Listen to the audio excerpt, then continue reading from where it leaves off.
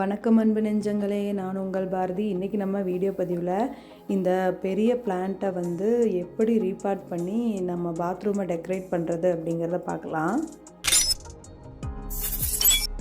First நான் பிளான்ட்டை வேரோடு எடுத்துகிட்டு அந்த பாட்டில் இருக்க எல்லா மண்ணையுமே வேறு மண் வச்சு ஃபில் பண்ணிக்கிறேன்.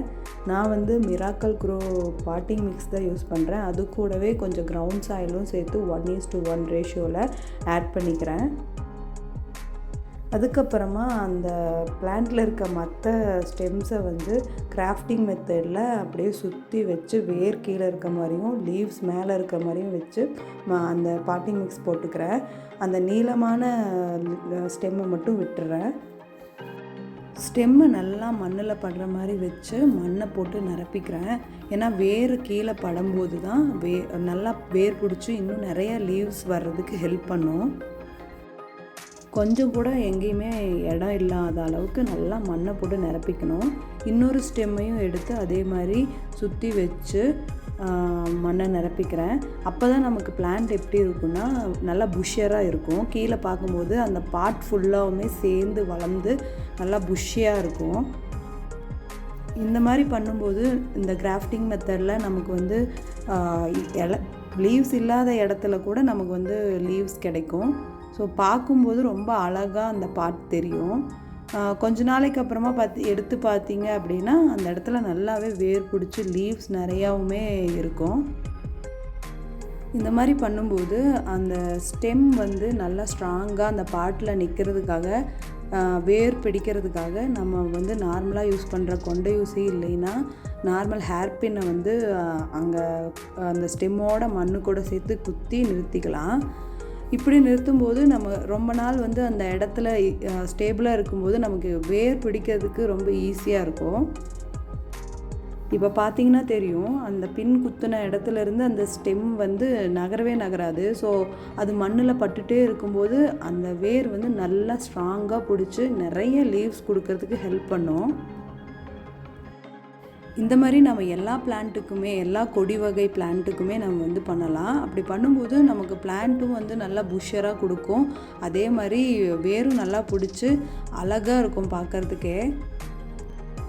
பின்னை குத்திட்டு அதுக்கு மேலே மறுபடியும் நான் மண் பாட்டிங் மிக்ஸ் போட்டு நல்லா ஃபில் பண்ணிக்கிறேன். எந்தெந்த இடத்துல பின் தேவையோ, அதாவது எங்கே ஸ்டெம்ஸ் நல்லா ஸ்ட்ராங்காக நிற்கணும்னு நீங்கள் நினைக்கிறீங்களோ அங்கெல்லாம் பின் குத்திக்கலாம். அப்படி குத்தும்போது உங்களுக்கு அந்த இடத்துல ஸ்டேபிளாக நின்று நமக்கு ஈஸியாக க்ரோத் கிடைக்கிறதுக்கு ஹெல்ப் பண்ணும்.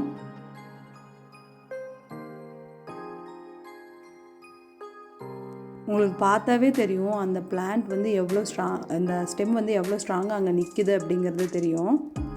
மண்ணெல்லாம் போட்டு நல்லா நிரப்பிட்டு அதில் சுற்றியும் நல்லா தண்ணி ஊற்றிக்கிறேன். அதுக்கப்புறமா இந்த பாட்டை அப்படியே எடுத்துகிட்டு என்னோடய பாத்ரூம் போகிறேன். ஸோ பாத்ரூமில் தான் நான் செட் பண்ணலான்னு இருக்கேன். பார்த்திங்கன்னா தெரியும் எவ்வளோ பெரிய கொடி இதுன்னு. இந்த லாங் ஸ்டெம்மை மட்டும் எடுத்துகிட்டு செல்லோ டேப் வச்சு இப்போ நான் இந்த பிக்சரில் காட்டுற மாதிரி சுற்றி வச்சுக்கிறேன். ஸோ அதுக்கப்புறமா அந்த செல்லோ டேப்பை வச்சு அந்த செவுத்தில் அந்த பின்னை வச்சு குத்திக்கிறேன். இந்த மாதிரி ஃபுல் ஸ்டெம்மையும் என்னோடய மிரர் இருக்குது என் வீட்டில், அந்த மிரரை சுற்றியும் அதே மாதிரி செட் பண்ணி எவ்வளோ தூரம் இருக்கோ அது வரைக்கும் கொண்டு வந்திருக்கேன். இந்த மாதிரி பிளான்ட்டை வச்சு டெக்கரேட் பண்ணும்போது பாத்ரூமே ரொம்ப அழகாக இருக்கும். அது மட்டும் இல்லை, பிளான்ட்ஸ் பாத்ரூமில் இருக்கிறதுனால அந்த பாத்ரூமில் இருக்க மாய்ஸ்சர் கண்டென்ட்ஸ் எல்லாம் அப்சார்ப் பண்ணிவிட்டு ஃபங்கஸ்ஸு மோல்ட்ஸு, அதாவது இந்த பாசம் பிடிக்கிறதெல்லாம் அதிகமாக பிடிக்காமல் பார்த்துக்கும். ஏர் சர்க்குலேஷனும் உங்களுக்கு ரொம்ப நல்லாவே இருக்கும். நீங்களும் இந்த மாதிரியான நிறையா பிளான்ட்ஸை வச்சு வீட்டை டெக்கரேட் பண்ணுங்கள். இந்த வீடியோ உங்களுக்கு பிடிச்சிருக்குன்னு நான் நம்புகிறேன். இது மாதிரியான இன்னும் நிறைய வீடியோக்கள் நம்ம வீடியோ பதிவு சேனலில் வர இருக்குது. அது வரைக்கும் நம்ம வீடியோ பதிவு சேனலை லைக் பண்ணுங்கள், ஷேர் பண்ணுங்கள், சப்ஸ்கிரைப் பண்ணுங்கள். தேங்க்யூ.